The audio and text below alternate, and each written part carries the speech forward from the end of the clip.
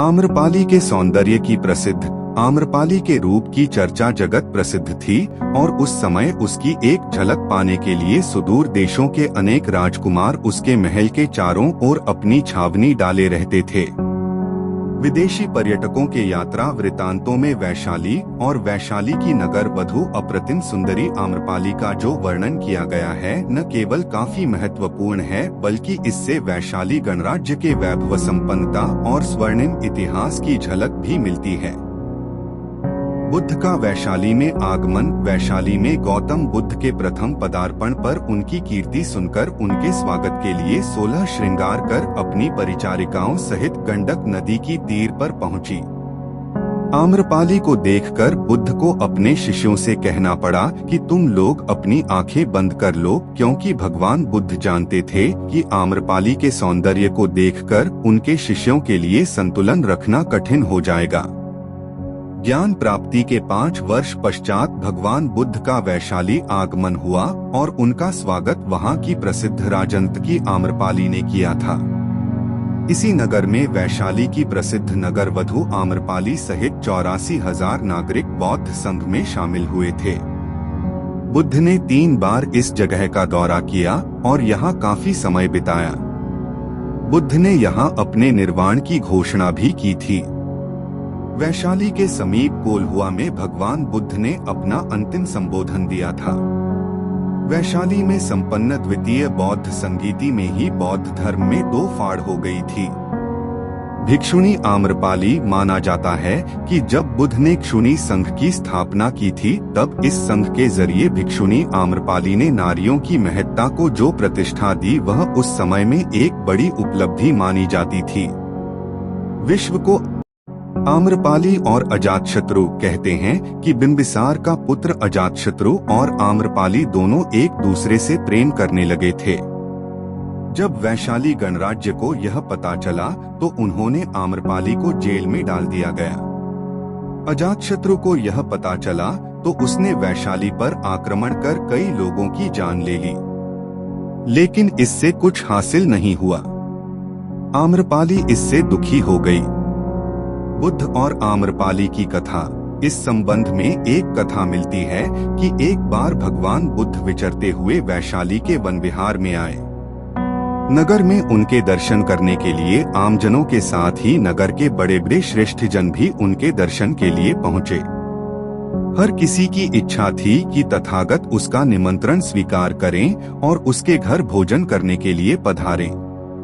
वैशाली की सबसे सुंदर और प्रतिष्ठित गणिका आम्रपाली भी बुद्ध के तपस्वी जीवन को देखकर प्रभावित हो चुकी थी तथा वह भी अपना यह घृणित जीवन छोड़कर भिक्षुणी बनना चाहती थी। यही सोचकर वह भी गौतम बुद्ध को निमंत्रण देने पहुंच गई। बुद्ध ने उनका निमंत्रण स्वीकार कर लिया और वे उसके घर हो भी आए। जब उनके शिष्यों को इस बात का पता चला तो उन्होंने बुरा मानकर उनसे स्पष्ट रूप से कहा कि उन्होंने एक गणिका के घर जाकर बड़ा ही अनुचित कार्य किया है। अपने शिष्यों की बात सुनकर तथागत उन सबसे बोले, श्राव को आप लोगों को आश्चर्य है कि मैंने गणिका के घर कैसे भोजन किया। उसका कारण यह है कि वह यद्यपि गणिका है किंतु उसने अपने को पश्चाताप की अग्नि में जलाकर निर्मल कर लिया है। जिस धन को पाने के लिए मनुष्य मनौतियां करता है और न जाने क्या क्या तरीके इस्तेमाल करता है, उसी को आम्रपाली ने तुच्छ मानकर लात मारी है और अपना घृणित जीवन त्याग दिया है। ऐसे में मैं उसका निमंत्रण कैसे अस्वीकार कर सकता था। आप लोग स्वयं सोचे कि क्या अब भी उसे हे माना जाए। गौतम बुद्ध की बात सुनकर सभी शिष्यों को महसूस हुआ कि बुद्ध तो सही बात कर रहे हैं। इसलिए उन्हें बहुत पश्चाताप हुआ और उन्होंने तथागत से क्षमा मांगी। बुद्ध ने भी अपने शिष्यों को माफ कर दिया। बौद्ध धर्म के इतिहास में आम्रपाली द्वारा अपने आम्रकानन में भगवान बुद्ध और उनके शिष्यों को निमंत्रित कर भोजन कराने के बाद दक्षिणा के रूप में वह आम्रकानन भेंट देने की बड़ी ख्याति है।